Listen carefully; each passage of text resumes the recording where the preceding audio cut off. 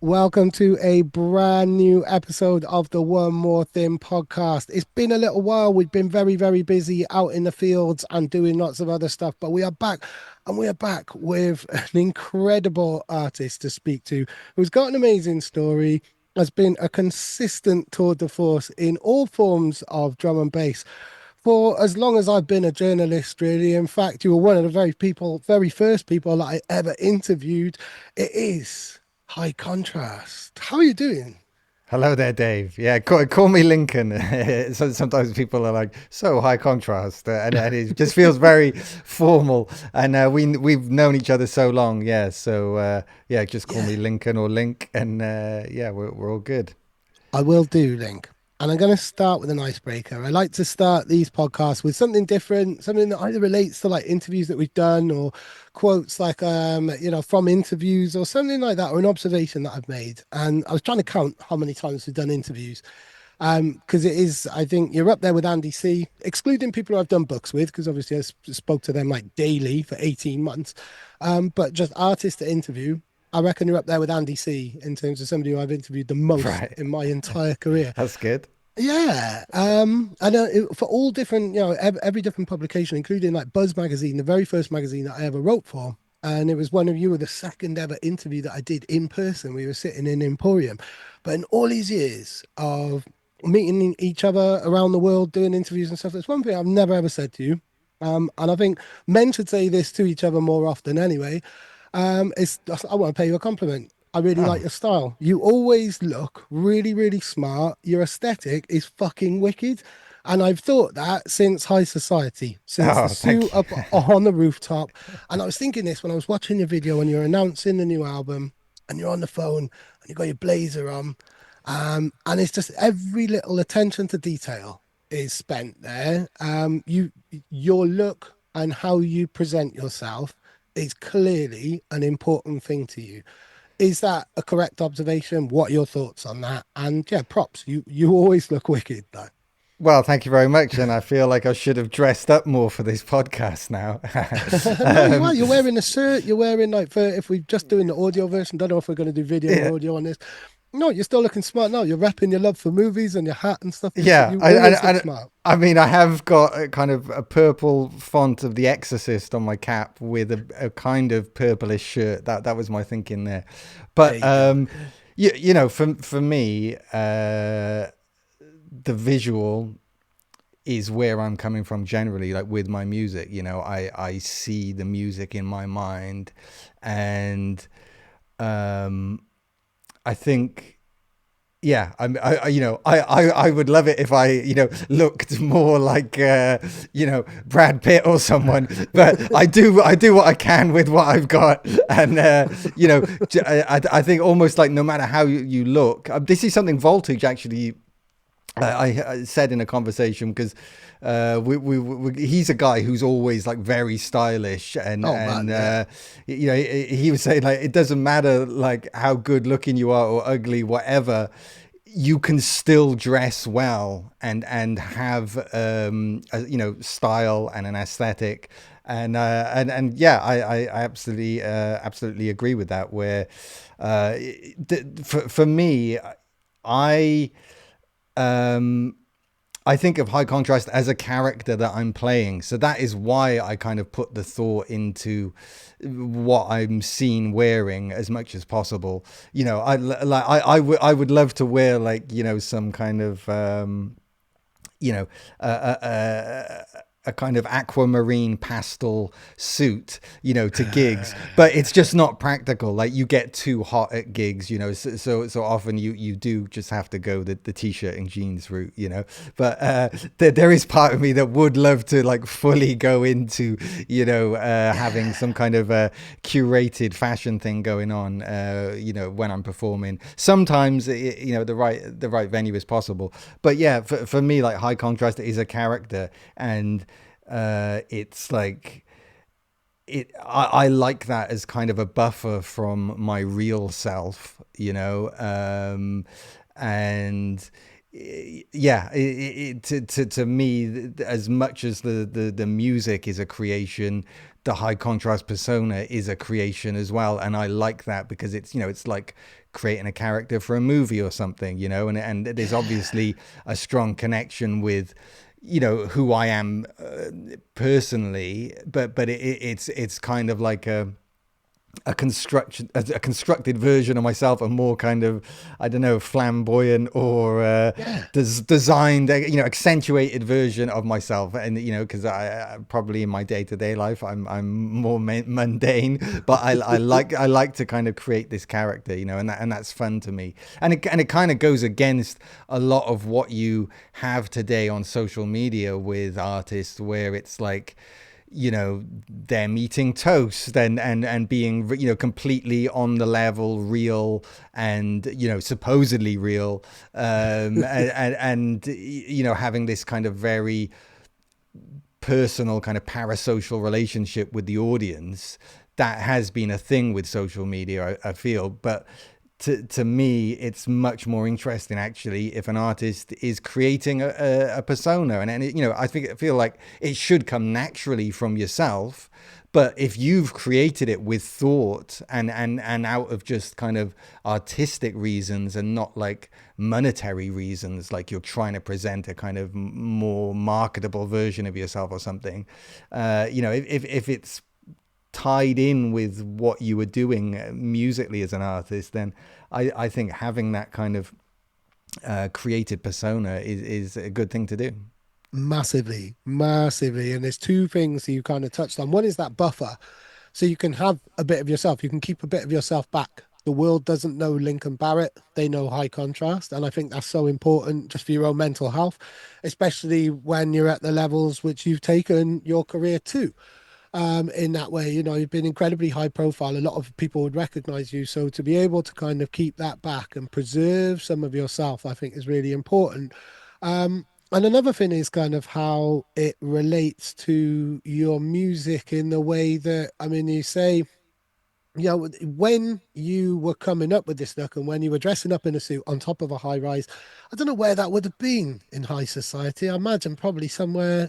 I don't think it's a Cardiff skyline, is it? No, no. I mean, if you look, the brickwork is that very particular London kind of Mm. brickwork, I think, and so it was on the roof of the club Herbal, where hospitality started Ah, out. right. Go on. Um, we just, yeah, kind of, you know, I came up with the name High Society for that second album. It's just like, oh, how high can we go? And there was the rooftop to the club, and we're just like, yeah, let's just go up there and do a shoot. And yeah, again, I think with the first album, True Colors, like on the cover of that, I'm like, that is a very candid shot. You know, Yeah. we spent the day kind of going around Shoreditch area taking photos, and then just towards the end of the shoot, we walked. I think it was the club Cargo. I'm not sure if it's still there, but we just walked into the kind of hallway of there, and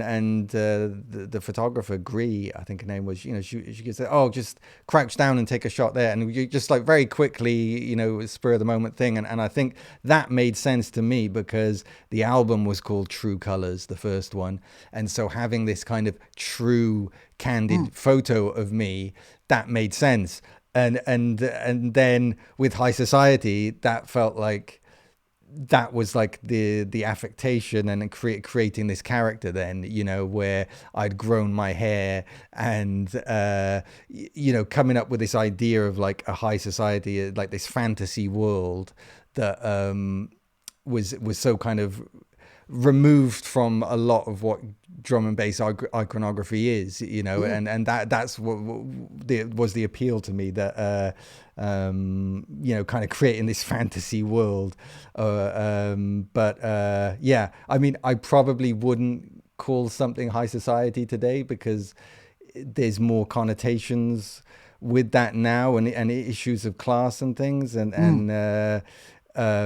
you know, basically because I made that album, there's a lot of people who think that I'm literally from high society and that like I'm a really posh guy. And look, I'm not saying there's anything wrong with, you know, being posh, but you know, I'm very much not from a Mm. posh background. Like if my dad was alive, he would, you know, find that hilarious.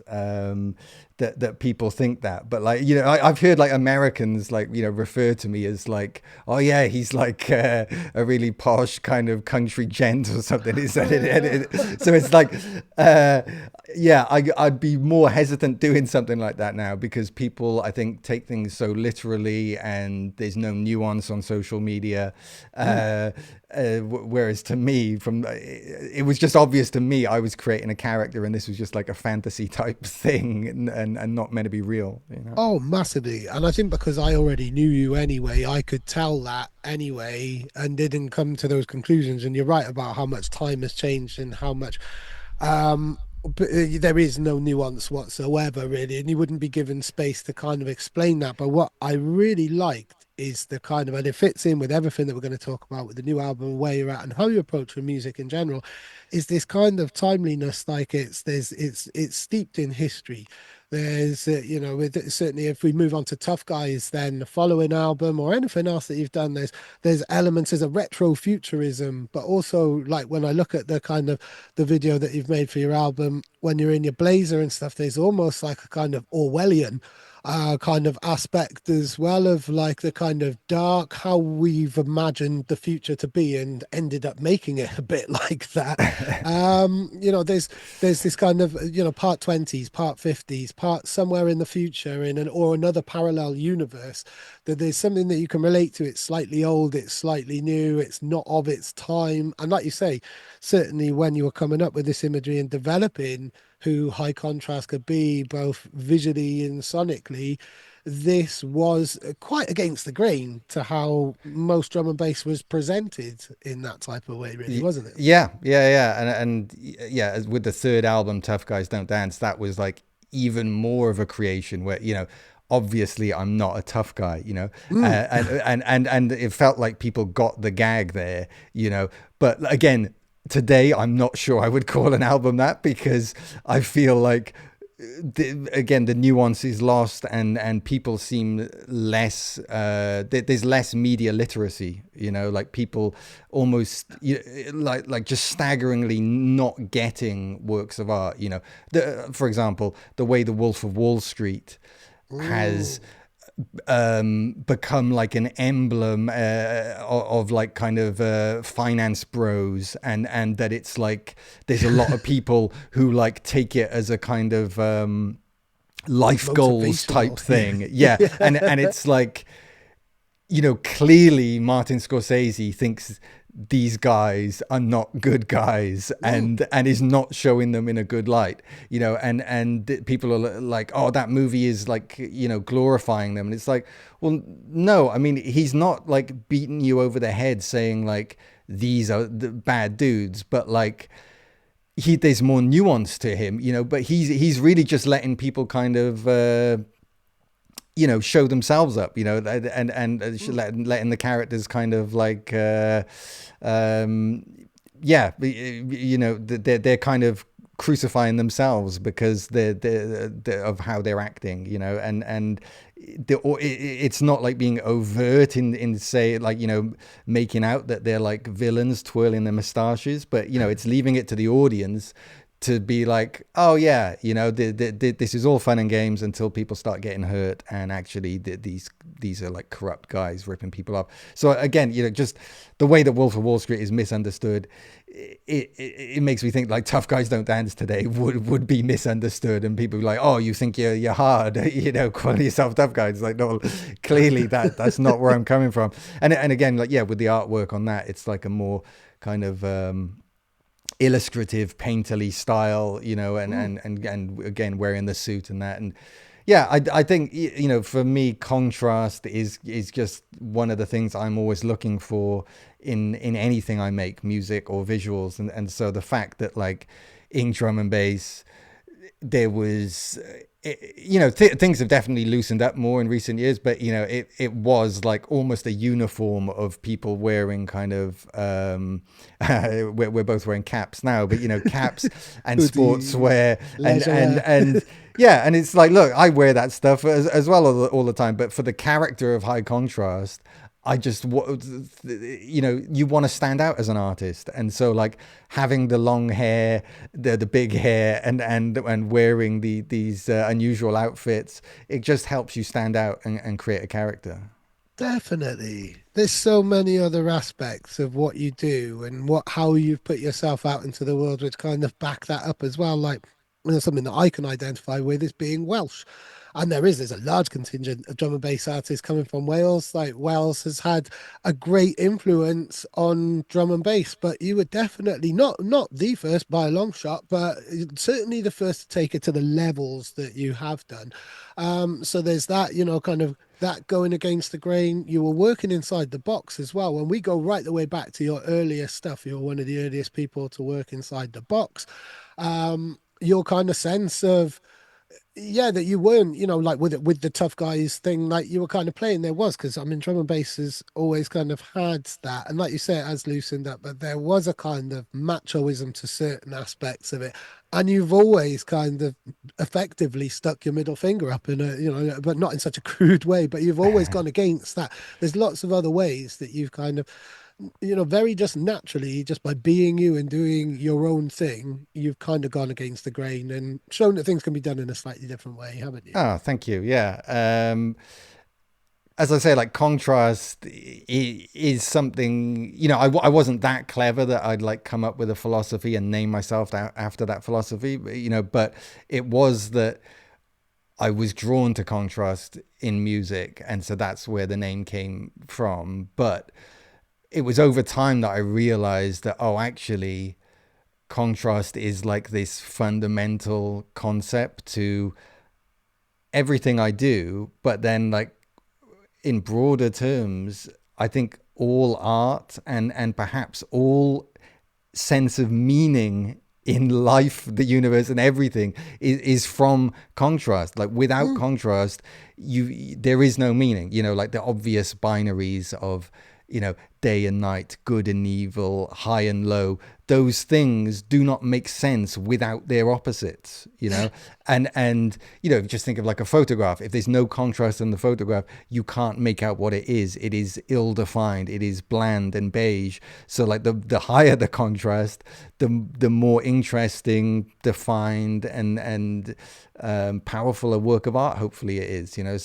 So yeah, I'm drawn to contrasts at multiple levels, and what, again, in hindsight, I realized that like the fact that I was coming through in the late 90s, early 2000s, like specifically that kind of like era around 98, 99. I was it was at a time when drum and bass was very aggressive, dark, tech step sounding, mm, and I was doing the complete opposite of that. And I was like, I'm going to sample disco, and I literally had people laugh in my face when I would tell them about this, just like, you what, you make drum and bass, you can't sample disco, you yeah, know, and and but I realized that it was that contrast of me doing that at that time that made me stand out and launched my career, so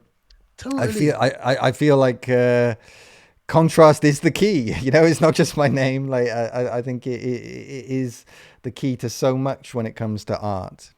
Yeah, I think, or like, well, like you say, when it comes to the universe, full stop. Well, as you were saying it, and you said contrast is in my head, I thought like the spice of life, like it is, Yeah, like in any discussion I have domestically with my family, if everybody's saying one thing, I will say the opposite because you need that. You need that. Otherwise, we're all just sitting there agreeing with each other about how rubbish something is or how bad someone is. You yeah, need exactly. that other side to contextualize things, I think, to Yeah, give it yeah. meaning. I remember a guy. It might have been the avant-garde composer Morton Feldman. I think he said, "Tragedy is when two people agree." And I really kind of had to stop and think about that. But Yeah, I mean, there is some truth in that, in that, like any film, any TV show, any book, if there is no conflict, aka contrast, there's no story, you know, there is no drama.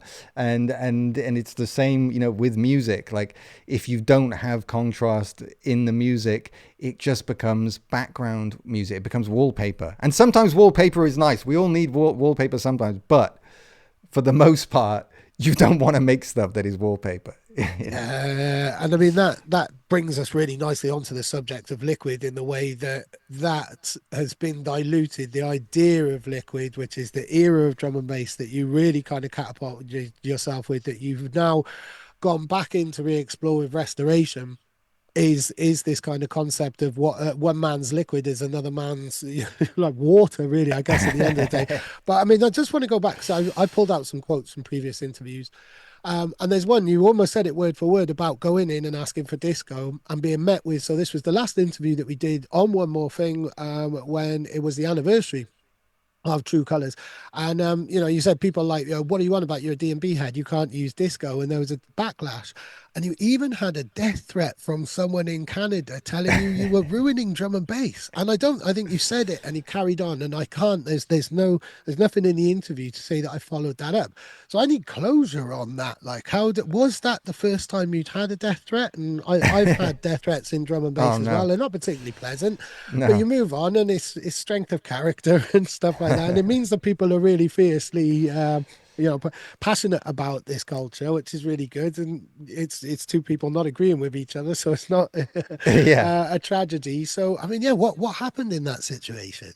I mean, it was just an online comment, you know, and thankfully we're in different countries. So I think it was a message sent to me on the Drum and Bass Arena forum. Ah, And, brilliant, classic. but I mean, surprisingly, it was because of my Papua New Guinea remix, which, you know, Wow. you wouldn't think would be that controversial. Like, I've made much like softer sounding things than that, you know.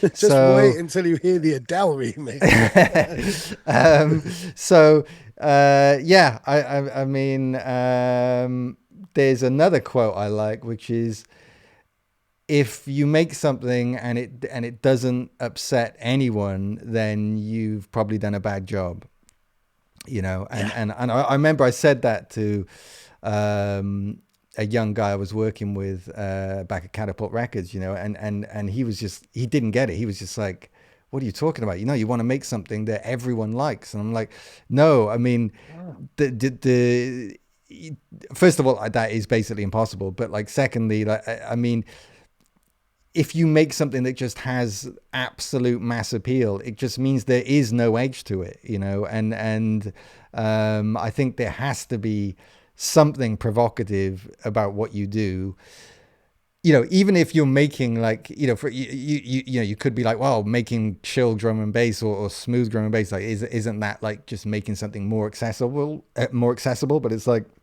yeah, but do you realize how many like drum and bass heads it's actually pissing off, you know? Yeah. So like, there's an argument that the most kind of like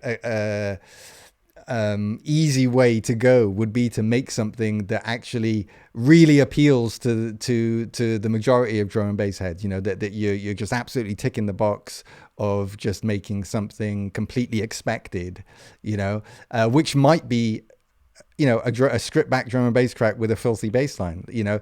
But within the context that you're working, maybe that is the most obvious thing to do, you know. And so for me, like, when in those early years, making liquid drum and bass was, it did have an edge to it, you know, because I was literally up against, you know, the majority of the scene at that point, who were making tech step sounding stuff. And it was controversial, like putting, you know, kind of these like male vocals, you know, very very soft sounding things, and like having huge disco loops and things, you know. Like, some people were like, whoa, this isn't drum and bass, you know. But over the course of the few years then in the early 2000s, Liquid became the dominant thing, and everyone jumped on it. Across the board, everyone was playing it. So many people were having a go at making it, and that meant that by about 2005, I lost interest in it because everyone else was doing it. I was like, well, we won, like I came from a position where I was being ridiculed and shunned for making, this kind of, very melodic disco-y drum and bass. And now it is completely accepted. So then it was like, oh, okay, that's not so interesting to me now to make. And so that's when I started making things like I made When the Lights Go Down and Seven Notes in Black, kind of like darker tracks. But they people I think already thought of me as a Liquid guy at that point, and so those tracks weren't as accepted. I think you do kind of get pigeonholed quite quickly, and people struggle to kind of hear different things from you. But I understand that, because I'm like that with some of the artists that I love. Hmm. But then it also kind of pushed me to make Days Go By, where it's like, I guess you would think, some people would call it Liquid, or especially now, but like at that point, that really wasn't like what Liquid funk was. It No. was like, it had, for me, it had more to do with kind of big room house music, I was going to and say it was dance floor, like that massive lead line on that. I mean, yeah, by modern kind of pigeonholes, perhaps now it would be Liquid, and obviously the sample. But yeah, it's that lead line, and I remember you telling me about this like right the way back when we did this particular one, which was when you did. So you were on the cover. If we've just oh got yeah. an audio version of this podcast, um, on the video now, I'm just showing him the cover feature that I wrote in 2007, I think it was, but it was around about Tough Guys and stuff. And you were talking about that then. And my knowledge, my reference points in music weren't quite as rich. So I didn't kind of get that. It's now my knowledge of drum and bass. Like that was a maverick thing. And those kind of sounds, those house leads and stuff. And that's the influence of Catapult Records as well on you, isn't it? Like, kind of being Oh yeah, exposed to yeah. those kind of sounds. Working in Catapult, the record shop. I mean, that was a complete musical education for me, because when I started working there, I was just 100% drum and bass. I was just like, everything else is trash. I'm just about drum and bass and some hip hop. And that was it. And I saw house as the enemy, and that was it. But then very quickly, we started getting in these like Chicago house records on white label, and I was like, oh, Yeah. these sounds are incredible. And then the kind of French house coming out in the late 90s after Daft Punk, I was just like, oh my god, this is so good. And I was and that was the jumping off point, because I was like, why don't we have these sounds in drum and bass? I was just like, it didn't make sense to me, and so that became like a mission for me then, to bring those sounds into drum and bass. And when How You Make Me Feel, Marcus Intellect's and NSD Files' amazing track came out, Mm. that was the big kind of green light to me, where I was like, okay, you can actually do this. These guys have done it, and this track is being accepted, and is like become a big tune. So I was like, that was just green lights for me. That then it was just like, yes, I'm on the right path, and that kind of, yeah, gave me the impetus to really go in on that sound.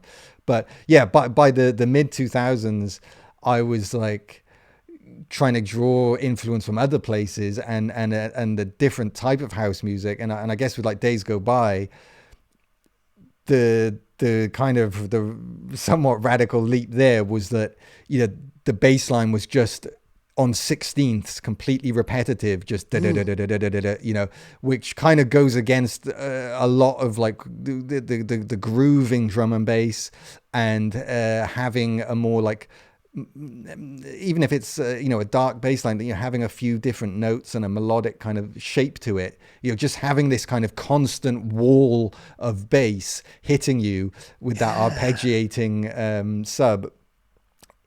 That was something that I was taking from like trance and techno and house that I was hearing, and trying to do in drum and bass, and then having a big synth lead line which is what I was hearing in like some of the great melodic techno tracks from that time.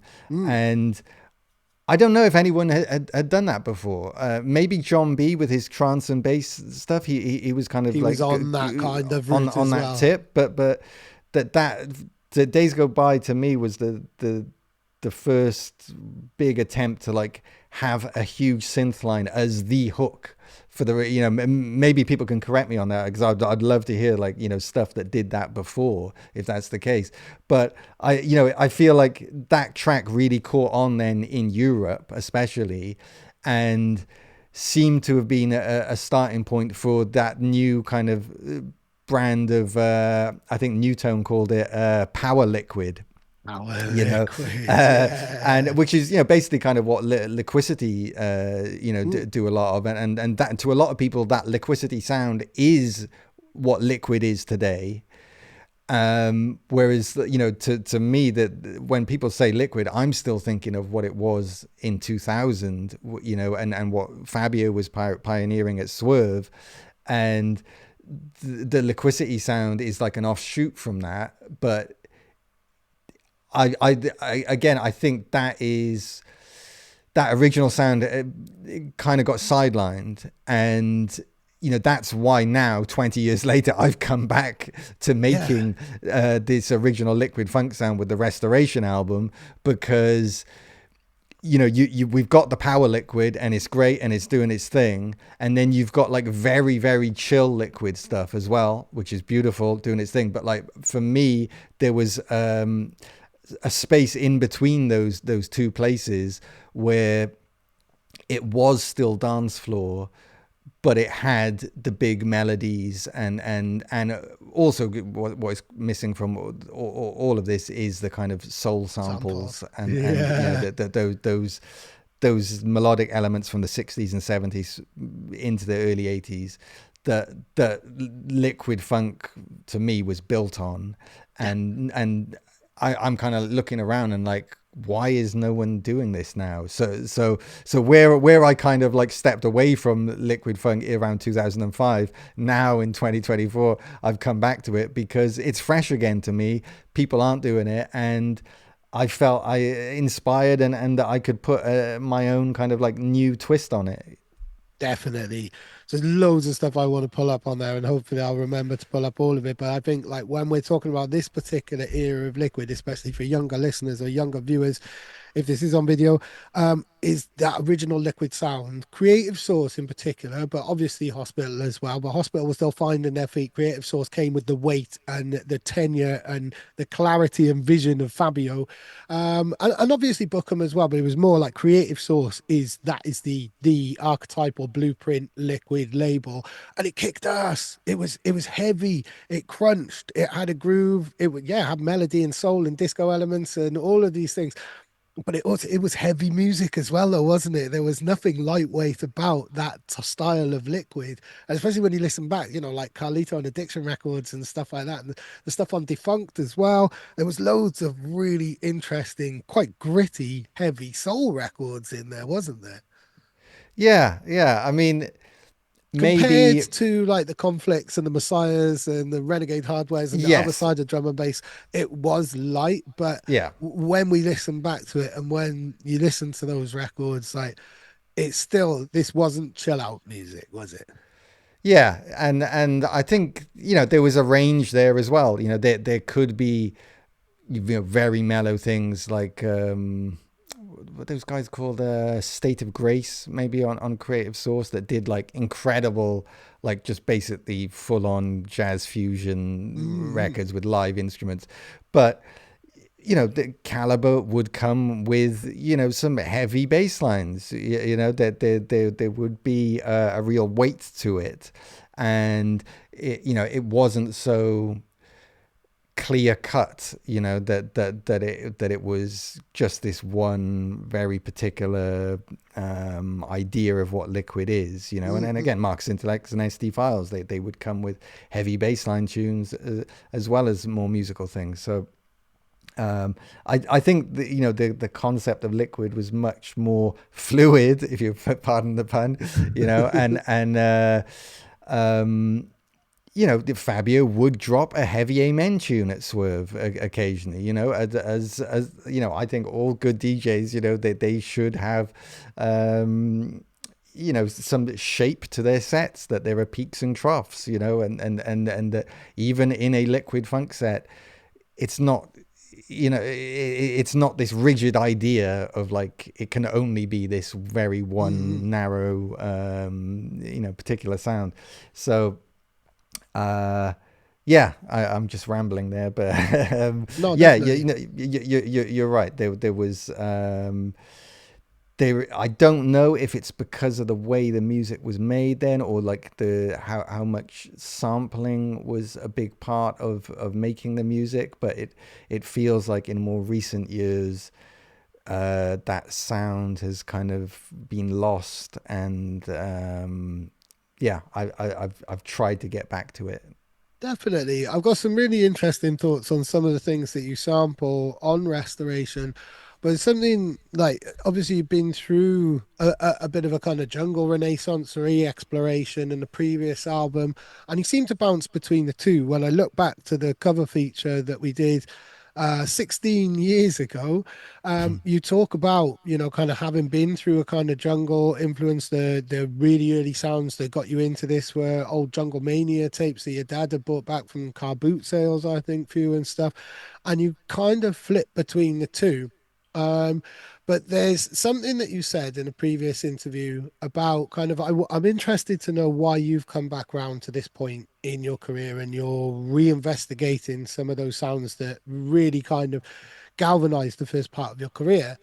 And what I wonder is what you've learned or how you've gone about it. Because there's something really interesting you said. It was the last interview that you did where you're talking about switching from Ableton to Cubase for your last album. And you said, I felt I had to do it to get those happy accidents. It's why I used the guitar on the album before that, because I didn't know how to play a guitar. Once you feel you've mastered something, you've got to move on somewhere where you're an amateur again. Now you're not an amateur. You embodied that sound. You're such a major part of that original sound.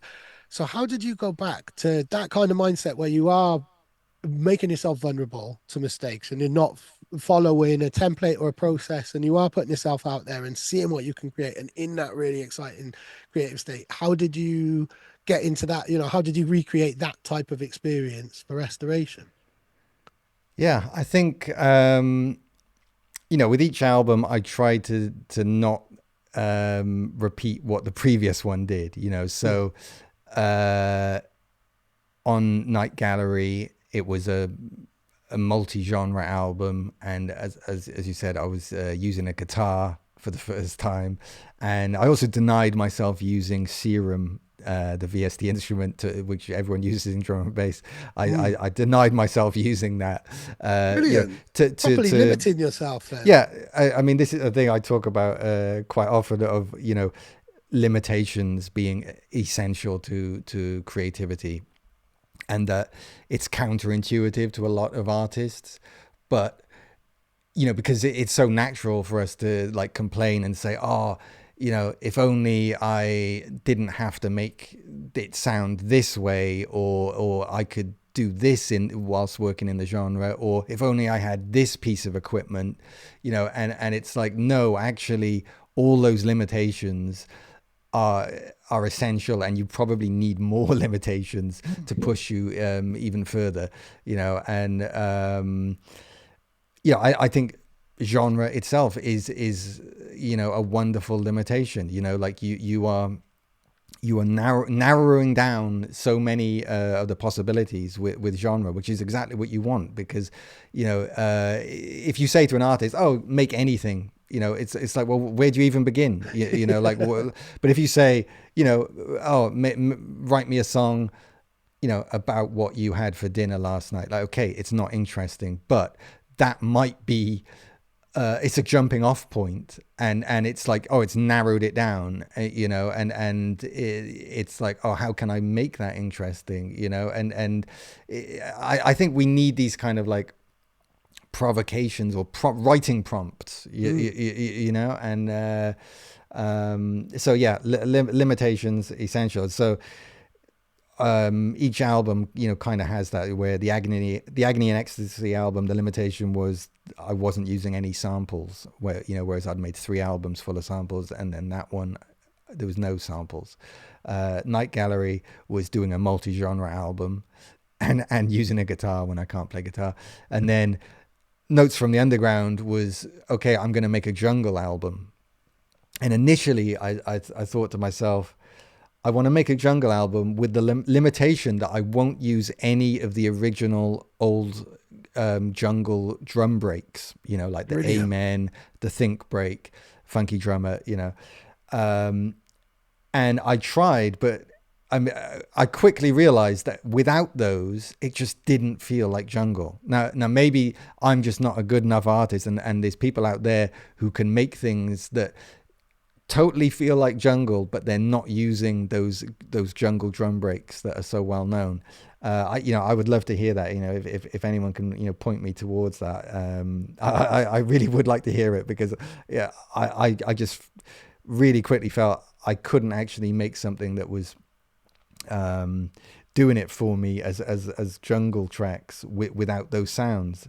And I think so you can. I think you can identify a jungle attitude in things. I immediately started to think of Footwork and stuff from Chicago and some of the music that Quentin Hiatus makes, where he doesn't use the kind of classic ones, but it's music that you can mix with jungle records and it right, wouldn't yeah, sound out of place. It's got that yeah. kind of just that edge and that energy to it. But no, for an actual record to kind of sound like a jungle record, this is really interesting. So you had to go back on your rule a little bit there, then. Yeah, and look, I love making rules in creativity, but I will drop those rules at any moment if I think there's a better idea. Yeah, yeah. It's like I don't want to cut off my nose to spite my face kind of thing. Where it's like the rules are there as a prompt to kind of push me or inspire me to make stuff. But if they get in the way of making stuff, then ditch the rules. And I am all about contradictions like that. That is I think that is the nature of the universe. Things are paradoxical and don't make Mm, sense.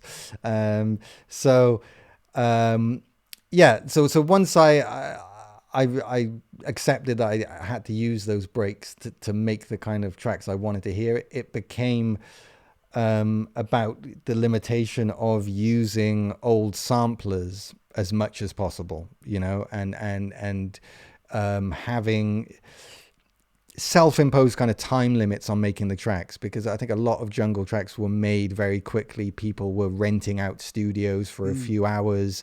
That people didn't have what we have now with an entire studio in your laptop at home, or even on your phone you can make beats.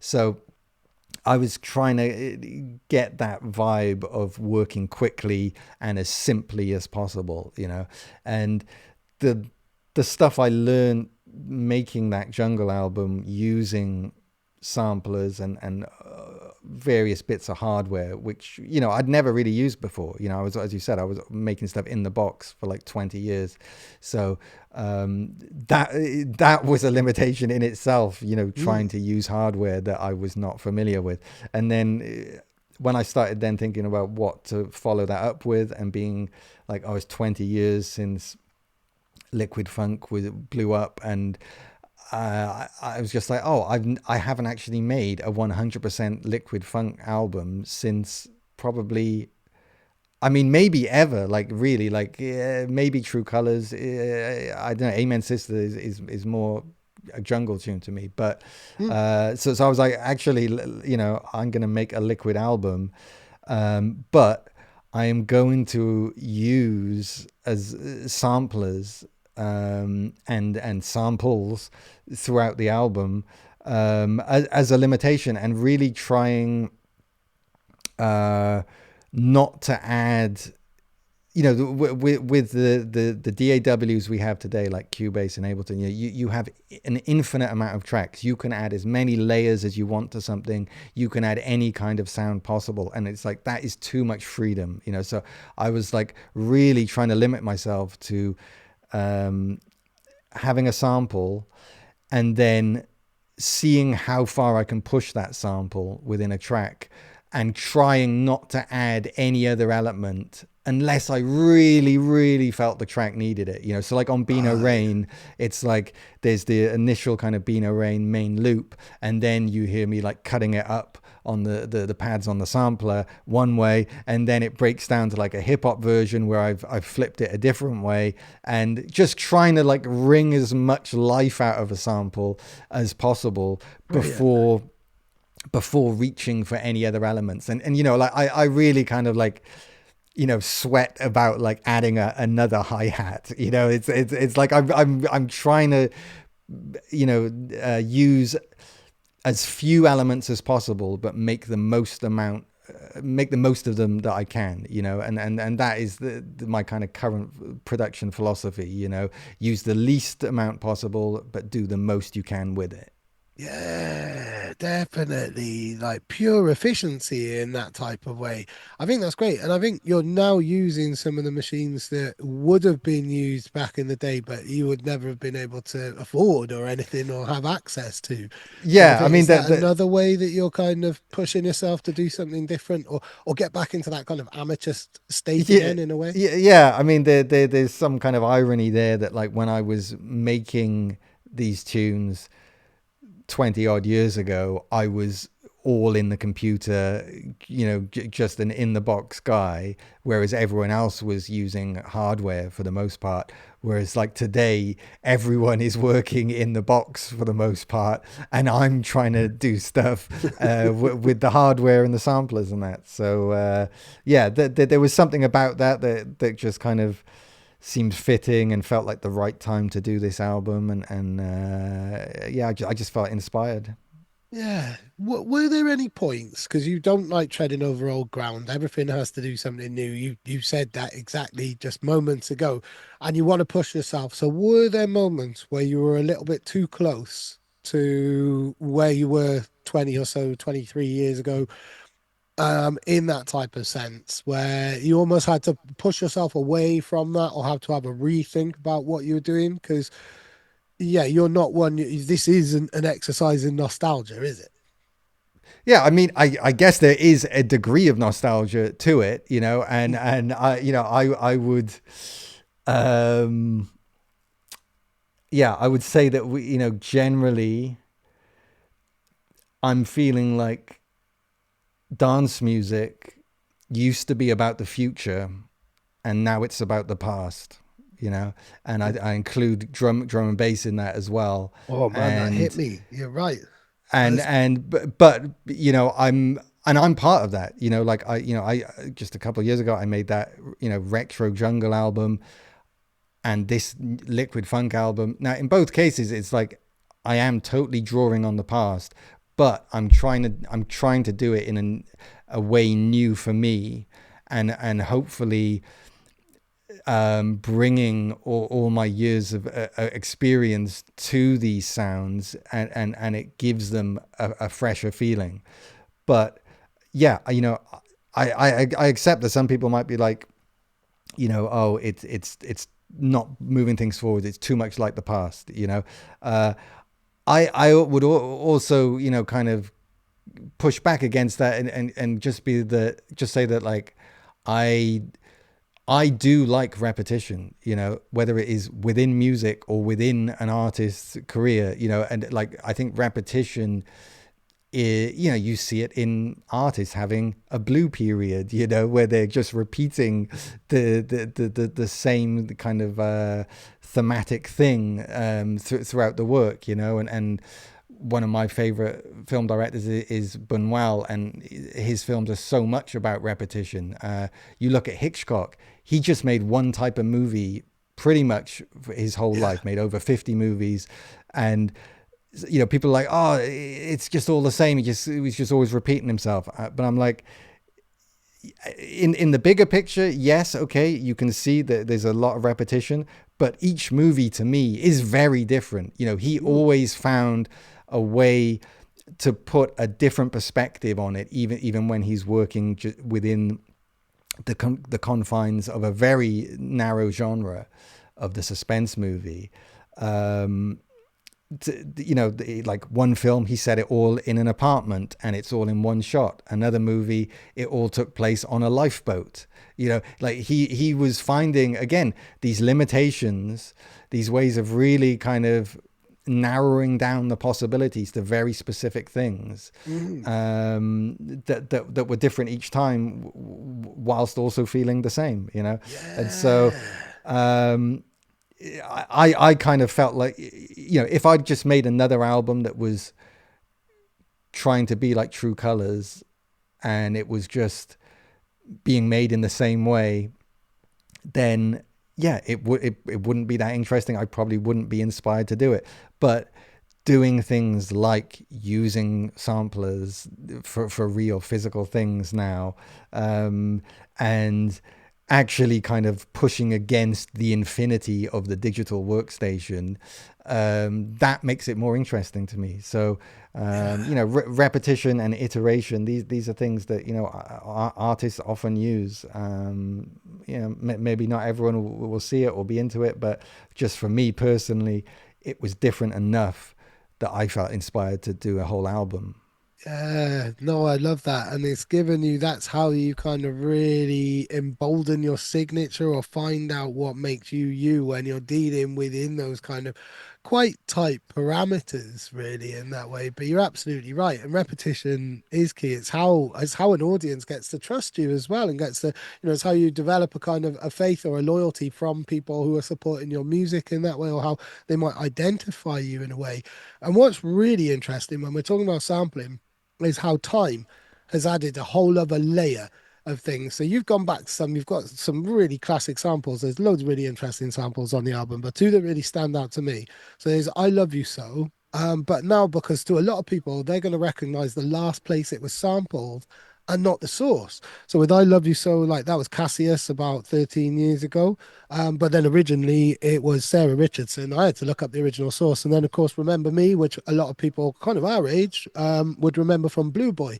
But that's like Marlena Shaw. So, like, time has added this whole other layer to sampling now where it's another chapter. It's canonized in a way, really, isn't it? In that type of way. Like, it's not, it's a, there are different reference points and different chapters of how this sample is being used. And that to anyone who's like, kind of immersed in music and appreciates the history of things, it's really fascinating. And it's an additional layer, I think, to the stories that you're telling. Thank you. Yeah. I've always been about recontextualization, and that is why I love samples, and why I use what I call secondhand samples sometimes. Mm, That things have already been used in another track, but I feel like if it's been done in a different genre, that to me gives me the permission to do it in drum and bass. yeah, yeah, I have a pirate mentality. I have no qualms about sampling anything from anywhere. If it's making me feel something as I'm making it, then it's all good to me. I have that kind of vulture mentality of just, I'm always looking out for samples. Like I don't often listen to music for pleasure. I'm literally, I'm just obsessed with finding samples, I'm watching films and TV shows and games, always with an ear to what can I sample from this. So to me, it is a way of making sense of life, and processing the world around me, and interacting with the world, at the remove that I like, where yeah. I feel like I'm an observer to all human culture, and I'm just taking bits from anywhere that I want and creating this collage of sounds. I love to take a bit of a dance, a 90s dance hit, mix that with a 70s film soundtrack. Oh, and there's some vocal from some 60s soul to, I just love mixing together these things and flattening out time. And, Flattening out time. I love that. you could relate it all to, postmodern late capitalism, and kind of going back to what I was saying, where dance music used to be about the future, and that now it's about the past. Whereas in the 90s, drum and bass felt so futuristic, dance music felt hopeful and at the cutting edge of technology, and that it was like sounds beaming in from another dimension. Whereas now, 30 odd years later, it's harder to do that, because dance music is so familiar. And yes, technology has kept evolving, but so much of our technology is actually replicating things from the past anyway, like getting lo-fi filters, or, emulating old equipment, or, things like that. So much of the modern music tech is actually trying to just replicate things from the past rather than create something you've never heard Mm. before, but I'm not doing this as like a dig against dance music or making any kind of value judgment against it, because I think it's amazing that dance music has been around for 30 odd years and is still going so strong. But I think part of this is just tied into the broader issue facing humanity of how it's basically felt since the start of this millennium, that time has frozen, and like, yeah, if you look at like how people dressed in 1960 and how they dressed in 1980, are just so radically different. There would be no confusing the two. Whereas if you look at people from 2004 compared to today, Yeah. it would be hard to tell the difference. And this is across all of culture. It feels to me that I'm aware of, where it's like time has frozen. But what has changed is technology, and I think it's tied to it. I think the part of the issue is that technology is evolving so fast that culture can't keep up with it, and also that the internet has in all its Homogenized. in all its variations and permutations, it has we thought it was going to be this great freeing thing, but it's actually created a monoculture, Yeah. where because the turnover is so quick, something will blow up on social media for a day, and then it's moved on. There's all these fads. It means that nothing, culture can't get a grip and last long enough to turn into a real movement. So Wow. everything Yeah. everything is just this kind of passing fad, this momentary novelty. And you see it with music, that there's just not a sense of such tribalism anymore. That in the 80s you were a punk, and Oh my that was God. that was Yeah. your Yeah. Yeah. thing, that was every aspect of your life, and you were that for years, maybe the rest of your life. And Yeah. and you had it with goths, and then we saw it with dance music, hardcore will never die, ravers for life, jungleists. These were all powerful tribes, and now Dare I say, the they're reason why you're doing what you're doing now, and the reason why I'm doing what I'm doing now, is because we're products of the 80s and 90s, and that tribalism is still incredibly strong in me, and something yeah. that characterizes one more thing, everything that I do, because that is one thing that I carry from the past, is that fierceness of, no, this defined me, this gave me an outlet, this was my expression, this is what I identified with and gave me comfort. And I feel for anybody who hasn't had that strong sense of attachment to a culture or an art form or something that really inspires them. And I think that's like you say, because it is just this monoculture of everything all at once, all of the time, anything you want to find out about, anything you want to know, anything you want to sample is all there in a very light form. But that means that nothing's special, nothing's sacred in that type of way, really, doesn't it? And I would imagine it's why you've gone down the path that you've gone down to, because of the era that you grew up. We're both like, there's a year's difference between our age. So I imagine it's a driving force deep down in why you do what you do. Yeah, and maybe we are old men shouting at the clouds, Probably.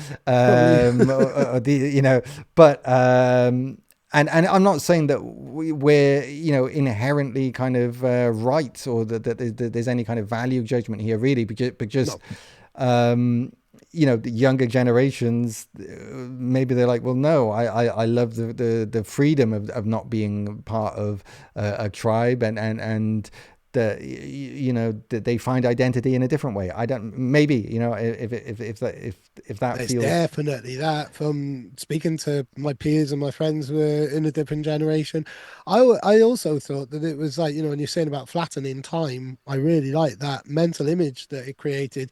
But it's true because usually in generations prior to ours, when you reached our age, like you were not in any way cool unless you happened to be a full-time musician or something.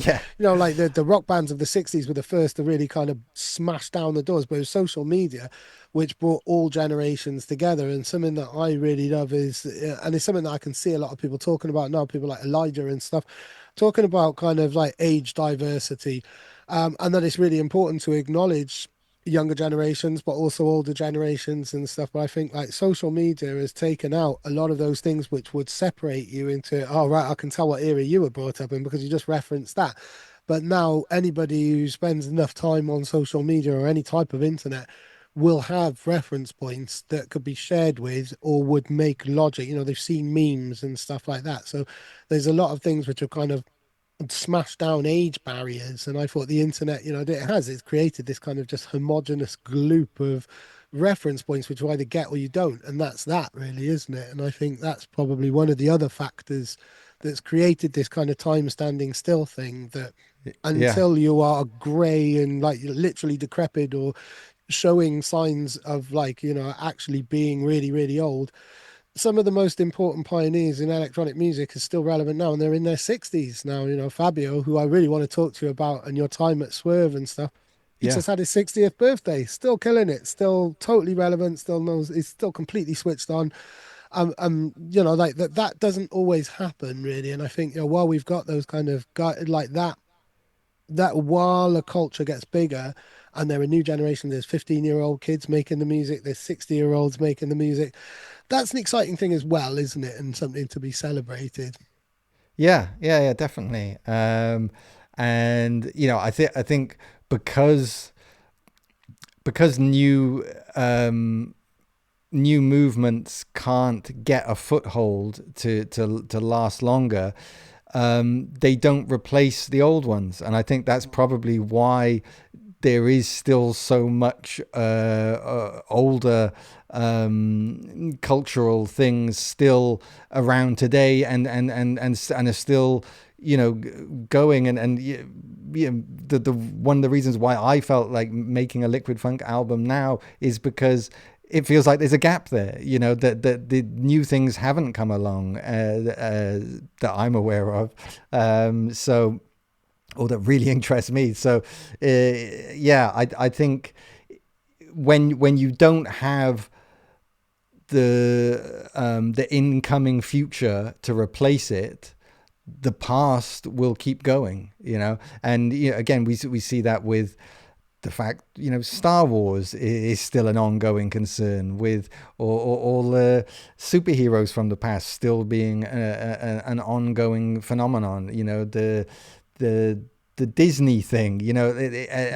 and it's so much of those things are like childhood things that now middle-aged people are like sustaining. um, and again, I'm not saying it's good that this stuff is happening. It's just that is the state of things. That I think this is just this particular postmodern cultural moment, or it might be postmodern particular moment. I think So postmodern really now. I think I was googling what comes after postmodern a little while ago for an article. Actually, I can't remember what the solution was or what it came up with, but yeah, we're in a postmodern landscape. But I want to go back specifically to, and I thought this would be the entire podcast really, is your time at Swerve. You gave me goosebumps when you were telling me this before, and I didn't quite, when I would see you in Catapult, we would see each other every now and again. We were on similar lineups and stuff like that. Like you were very much part of Cardiff. I didn't realize that at other points you were right slap bang in the middle of like liquid funk central at Swerve. Yeah, with your hearing your records being broken. It's around about, like this was an essential kind of era. And when we, like there are certain key movements and key venues and key events and stuff, like Swerve was the epicenter for Yeah, all of and this. And and you were and going down there every Wednesday. yeah, it was on Wednesday nights, um, in I think it was the Velvet Rooms, Tottenham Court Road, where it's had its big run at. It later moved to the End. We were upstairs in the end as well, wasn't it? I can't remember Yeah, the the, name of the the the bar. the second room, yeah. Mm.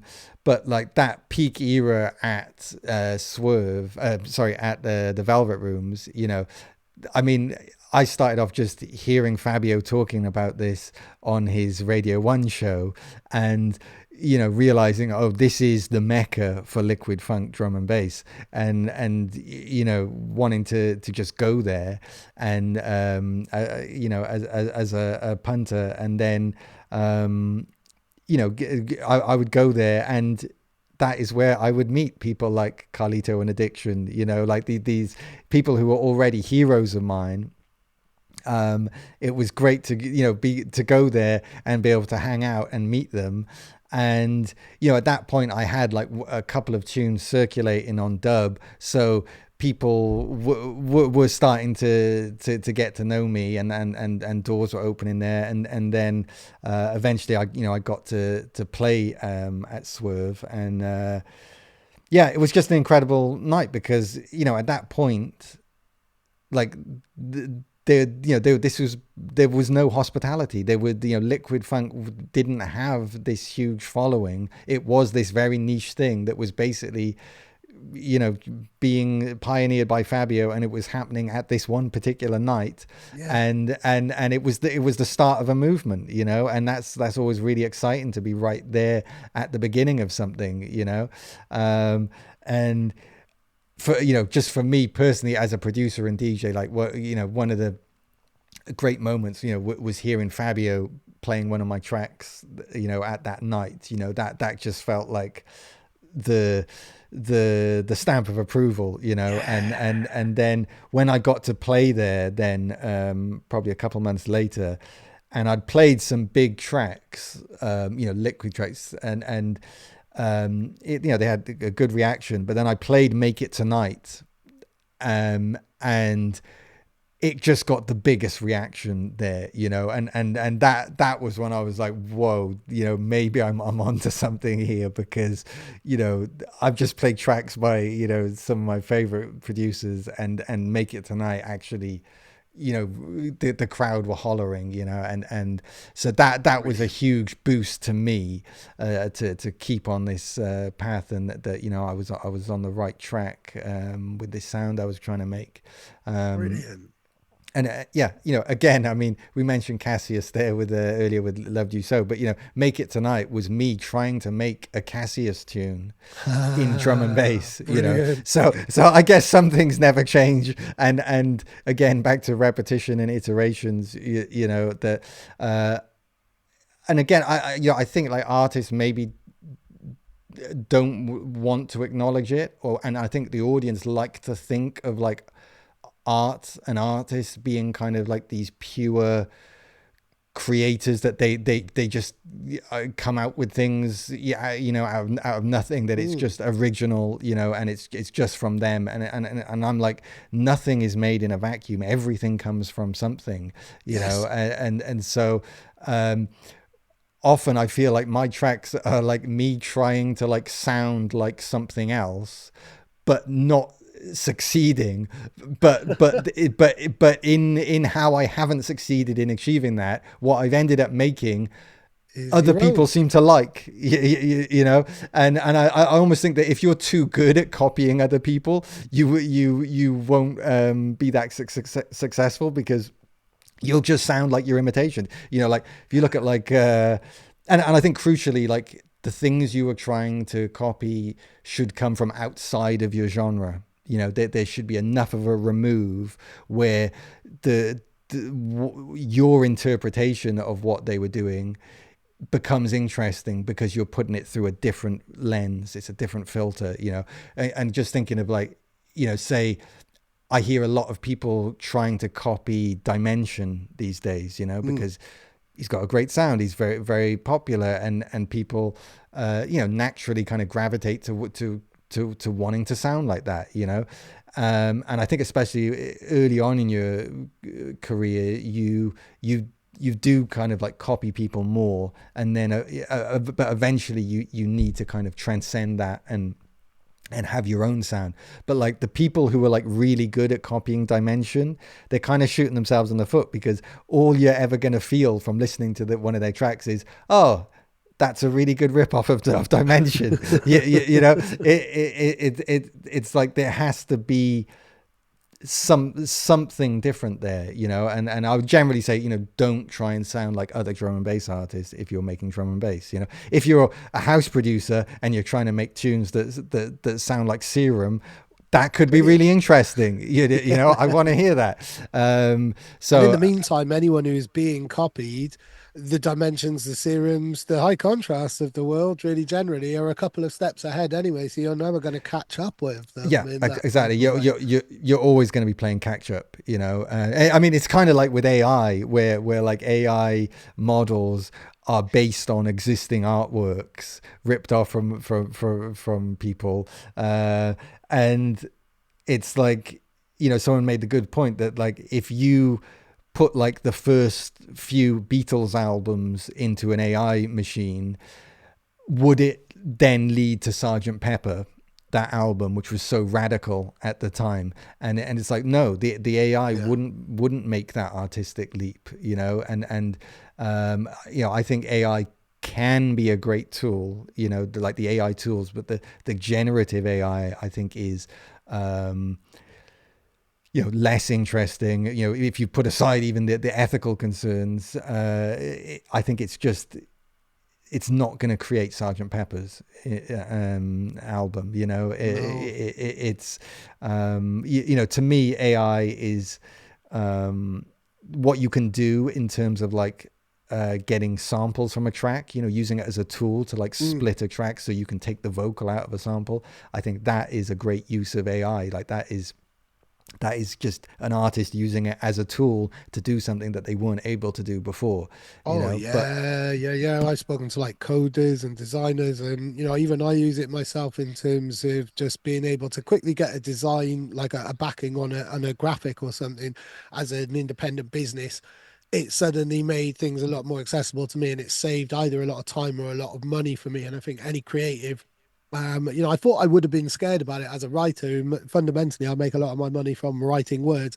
I thought I'd be scared about AI, but I don't embrace it. I don't tend to use it for writing. I think I'm better than AI for writing in that yeah, way. I think you can identify, like you can with a piece of music, I think, or certainly graphically and photography. I think yeah, when, we're talking about like a media literacy, I think that, as long as you keep an eye out and basically go into everything thinking it's probably AI, and always being aware of the fact that something is probably fabricated is now the kind of best way to approach anything, really. It's a very cynical way to go through life. But the best aspects of AI are to save you time, to allow you to do the fun stuff. So suddenly then chopping up yeah. a sample or isolating something isn't going to take you an entire week or something like that. It's minutes, and then you can just have the fun. And Although that's where, yeah, I have to say, I do often wonder how much of my life I've spent cutting up the same breakbeat samples. It's like, it's uh, repetition though. You love it. yeah, exactly. Like to me, yeah, it is the repetition of it, and I've had friends who tried to get into producing and like gave up after a few months because they were like, how do you do it? It was just driving them up the wall, moving these little blocks around on a grid, Yeah. in the DAW. And it's just like, yeah, I guess I just love that, like I like the cutting up the amen for the millionth time. And there's other producers who are like much more organized than me, who like have templates, so that like they have the kick drum they always use, or the snare they always, or a set of snares that they always use, and like their preset kind of go-to sounds, that is a way of speeding up the process, and allows them to kind of be more prolific and get things done. And I'm not knocking that at all. I'm just saying, for me, I always start with just a blank default Wow. page, and From scratch every time. I always start from scratch every time, and it's like perhaps needlessly long, but there is something about the routine of that, again, the repetition of like going about something, but it's slightly different every time that way, Mm. and to me it is a way of the tracks all having a slightly different feel. I think there is generally a kind of a high contrast sound that is this kind of like Definitely. melancholy euphoria, um, but sonically I think there is a lot of variation in what I've made, and part of that is because I'm not using any templates. I am, and sometimes it annoys me because I'm like, oh, how did I make that sound before? Why can't I get it sounding as good or something? So, but it's yeah, it's just a way, I think, of kind of keeping things fresh, even if you are in the same territory as something you've done before. And I guess there's something quite meditative about it as Yeah, well. When I'm editing, especially with video, and you're moving things around in it, because you're not quite being creative, you're being quite technical, you're being quite kind of mechanical with something, and there's a mindset with that comes into it. And especially if you're like, I don't know how you would start. I guess all tracks start differently. It might start with a sample, starts with an idea, starts with a lead line or something like that. But when you are chopping up those drums, you are in a particular mind state, which is getting you into that state of flow where you're making the music. So it's almost like the process that you go into to get into that. You need that kind of. You don't have to rush things, or you're just talking about saving loads of time. But sometimes the best stuff comes about when you're not looking to save loads of time and where you are just going through it. It's like yeah, there is a masochistic side or sadomasochistic. I can't remember the term, but the one where you like to hurt yourself with transcriptions. I've tried so many different AI softwares to transcribe things. Nothing beats the actual human transcription, where yeah. where I finish off the little bits of sentences which don't quite get finished off, or I remove certain parts because like, well, that's not necessary to what I want to transcribe, and AI just gives you this wall of text and it doesn't matter. And it's long, it's boring, it's slow, but it's the shitty side of a job which I really take a lot of pleasure in. And I think it's the same. I think I would compare chopping up a drum bake or that kind of hours and hours and hours. Yeah, there is the kind of sadomasochism in it, really, in terms of being true to the craft. I guess I don't know if I'm being a bit Yeah, hyperbolic there. I think it's just masochism, and sadomasochism is a Is the one different where you like to feel. hurt people? Oh, right. Well, I think that's more of like a sexual thing, Ah, sadomasochism. that's not for But this podcast. yeah, yeah, the absolutely, I think the masochistic tendency of artists is very real, and maybe it's going back to what I was saying about self-imposed limitations, but making things a bit more difficult for yourself um, is weirdly inspiring Mm, sometimes, and as you say, the repetition is a meditative type thing to get into the zone, yeah. and for me it's actually a way of bypassing the intellect, because to me all the best art comes from the subconscious. I think, like, if you like go in like, okay, I'm going to make a a commercial liquid track with a vocal that does this, and there's going to be a piano bit, like that is using your intellect, thinking, oh, if I do this I will have success, and it's like it's almost doomed never to work because it doesn't have the authenticity that you get from the subconscious. And so Mm, much of what I do is actually trying to bypass the conscious mind and get into this more subliminal state of making things, and absolutely cutting up the drum breaks as a way of doing that.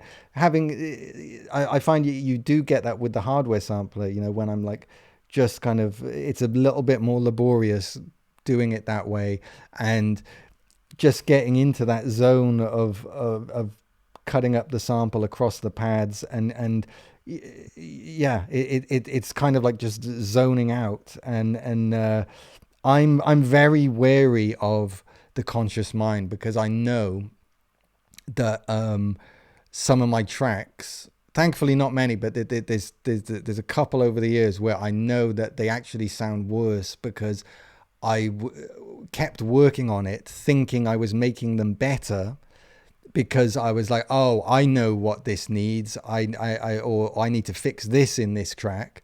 And it's like your conscious mind is guiding you, and you think you are like making improvements, but Yeah. actually you're taking away some of the power that was there in the more raw unconscious version.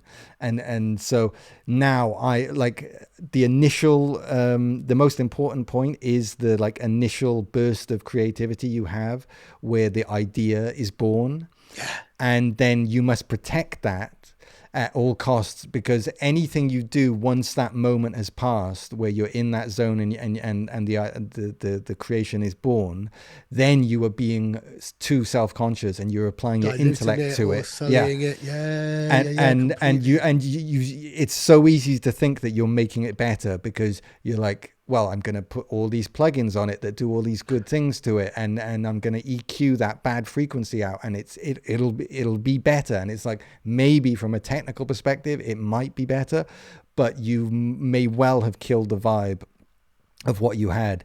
And so now I'm like so protective of things, and again, that's why I'm like so hesitant to like add even a hi-hat to something, because I'm Yeah. like, that is like a conscious decision. It has, unless it's just happened during the initial burst of creativity, I don't trust it, you know. And so How do again you with do the, that though? How do well, you preserve it? Once you've captured that idea, do you just lock it off? Do you go, right, that's done? Or do you put it well away and I don't come back to it until you know you're in the right mindset? I mean, things, you know, usually, vast majority of the time, they need editing. They need some refinement. But I'm saying be very careful with that, that you don't end up killing the original vibe and taking all the edges off it. So, like, the way I've been working is I will make the idea generally on the sampler, and get the structure down and the feel of it, and then bring those record those elements into Ableton, so I've got them there, and then I'm making very careful refinements to it, and I might spend a week on a track, on that track, then, where I think I'm making it better, and at the end of that week I listen to the original version and I'm like, no, I've lost something here, and I'll delete that week of work and go back to how Wow. it sounded, and then start again of just, you know, taking it slowly, little by little, make, you know, not trying not to make any big changes to the original raw idea. And yeah, I'm always referencing back to the original demo, you know, just to keep me in check, that I'm not making too many changes or that I've lost something, you know. Yeah. Wow. I mean, in that way that you could, because you've got no deadlines, and this is something that we're kind of wrapping up here now, because another major factor, big difference, and something that would definitely put you back into kind of an amateur mindset in a way, is the fact that you're releasing this album. This is the first of your albums that you're actually releasing yourself, with no other label involvement in any type of way. And I would imagine when you've got a label releasing your body of work, they're going to have their own stipulations. They might want to take away and finesse it a little bit more than you might want to. You told me something really, really interesting when we were speaking about doing this podcast, where you've had somebody from a label come and stay with you for the weekend to make sure that the album is actually finished and handed in, because you can be known to take your time over things. And I think it's really important to take your time, but a label with a structure and a schedule and deadlines and all these other moving parts in place would totally disagree with that. But this, again, is another really important part of restoration and where you've been and how you've created it and got to it. And I guess it's also a huge danger where you set your own deadlines, you set your own release dates. You didn't have to put the album out this year. It's actually been not particularly long since Notes from the Underground in the scheme of things in your career. This is actually a shorter gap between albums than previous albums. Yeah. But that's a big thing as well, isn't it? And another kind of important factor as part of all of this, really, isn't it? Yeah, it's the first. self-released album I've done, and so again that was interesting to me. That going back to the kind of liquid funk sound, it's like, okay, this is just without any input from anyone else, really. Like my managers, they offer some input, but mainly to encourage me, and I tell them to, like, really put a gun to my head to finish the tracks, because otherwise I won't do it. I mean, one of the things I did was, um, I think on December 31st last year, I posted saying I'm gonna release a new album next year, this year, and so, like, making a kind of statement like that was really a way of kind of forcing myself to get the album done, Yeah. and yeah, if you don't have a deadline, whether it's self-imposed or not, it's you do just end up endlessly tweaking things, and I do procrastinate a lot. So yeah, I really need to have someone who's there kind of pushing me to make things, and yeah, it worked, because once I'd posted that online, I had people for months saying, where's the album, when's it coming. So that was good, having that kind of like chorus of people pushing me to make it. But Yeah. yeah, I did with this album. It's like, it's self-released. It's the first album where I've mastered it myself, and it was all just made in my living room, and it just feels like a very personal album. For better or worse. Like, I'm not saying that I'm the best mastering engineer in the world. Like, I would say you should use a professional mastering engineer on your tracks, but just for this specific project, it just felt right that, like, I mean, I've always mixed my own tracks, but it, Mm. it just felt like the logical thing, where it's like, I'm self-releasing it. There's no input from other people, really. So it just made sense to master it myself, and do the artwork, and it's just like, for better or worse, here is something that people could say, that guy made that, Yeah, every single detail, which does kind of come back right the way first my first kind of observation in that way about you, and attention to detail, really, which is, and that kind of, it's not just in the visual aspect, but having complete control over every single aspect of it.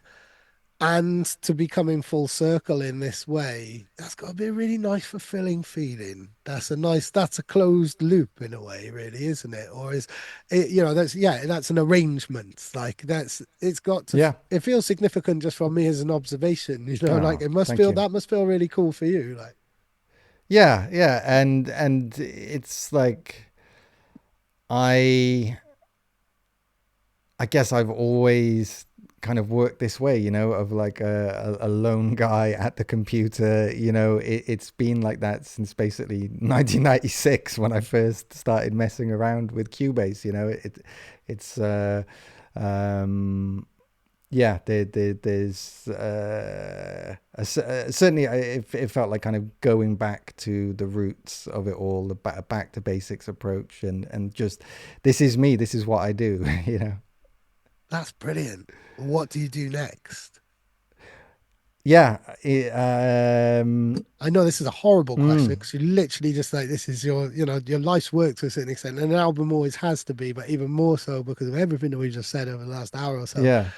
But I know I've seen you reply to comments on social media, so I know something else that you're already working, Yeah. possibly neck deep into something. But I'm what's I the mean, next project? I've got, like, I've always got multiple ideas going on, and, like, even whilst making this liquid album, I was still working on jungle tracks. It's like, I needed to have, like, a break at certain points from the very liquid sound, and make some, kind of hard, dark tracks as well. So um, there's there's all kinds of things I've got kind of cooking in the background. Um, there'll probably be another antithesis release coming early next year. That's like a little side project I like doing because it's that contrast of two tracks. Hmm. Um, but yeah, there's jungly things, and there's more kind of like modern sounding drum and bass that doesn't have this kind of sample old feel. So yeah, all kinds of things. I don't know. I've always wanted. I mean, it's getting ridiculous now, but I've always wanted to make a film, and like after each album, I'm like, okay, now I've got an album done, I can concentrate on making a film. But it still hasn't happened. But maybe this will be the time where I actually do manage to pull it together. But it's tough because music is so seductive, and making music is so kind of enjoyable and meditative for me. um and when you're making music the way I do, you are your own boss. You don't have to rely on anyone else. You don't have to organize other people or deal with other personalities. And that is Bliss. yeah, quite a blissful thing. So yeah, it's I don't even know if I'm psychologically ready to take on a film like that. If but if I can find a way. I've been dabbling a lot with using CGI 3D programs like Blender. If there's a way I can make a film without other people, maybe I'll do it then. Brilliant. I mean, have you written scripts and stuff like that? Is this something that you do? And you need to take your head completely out of music, completely out of the DAW, and refresh the mind, and just, yeah, just Yeah, take yourself back to another yeah, place. Is, literally putting pen to paper and doing some writing, is that part of you chilling out or refreshing your yeah. mind and Yeah, wiping the I canvas? mean, I've written two feature films and have multiple other ones on the go. So I yeah, writing is a good way of like, as you say, kind of getting refreshed to go back to making music. But yeah, whether I can. It's one thing writing a feature film, and then it's another thing actually making it. So we'll And I see. guess Hopefully. you being the type of person that you are, writing it wouldn't be enough. Putting it in the hands of somebody else to create wouldn't even be an option there, really, would I it? mean, yes, mostly like I'm writing things to make myself, but then I also am intrigued by the idea of like, well, what would a professional director who that is their complete life being a director, what would they do with the script? How would they interpret it? And in certain of the things I've written, I could see value in that. Right. Cool. Um, so like for example, one of the scripts I've written, it's a female main character. She's in every scene. It's all about her, and you know, I think, well, maybe a female director would make more sense to bringing that story to life, and Hmm. and maybe have insights that I don't have. So I could see value, definitely in something like that.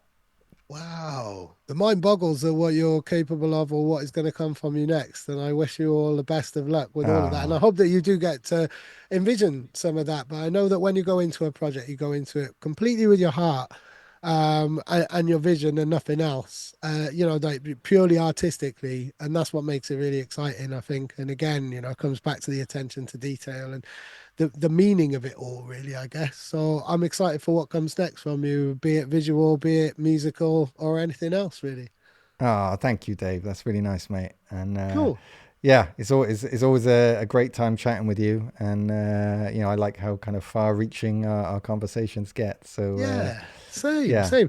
When we spoke about it, you said you wouldn't be able to talk for this amount of time because we are almost at, I think it's probably an hour and a half now. We're getting on yeah, to 2 hours, and you're like, there's no way I could talk for that amount of time. But there's so much stuff I still want to say, but I will leave it at that because otherwise podcasts just go too yeah. crazily long. And I think we're both very good at rambling as well. So it's been an Yes. absolute pleasure, and thank you very much for your time. And yeah, I hope everything goes well with restoration.